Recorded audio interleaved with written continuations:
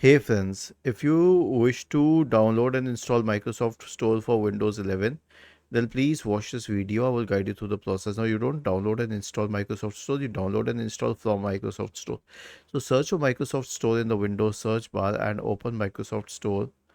And then you can search for the app you want. For example, the app may be ShareX and hit enter. Okay, let's say, for example, the app is Roblox. Okay, so we'll go to that app and simply click on get or install whatever option you have.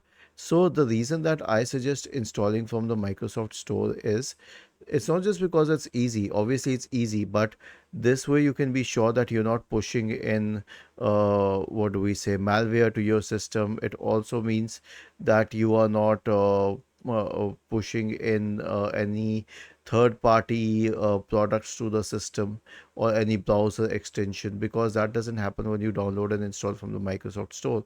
And another thing about the Microsoft Store is that it obviously checks for viruses and malware. Was this helpful? If yes, then please subscribe to the channel. If not, then let us know in the comment section of the video on how we could help you further.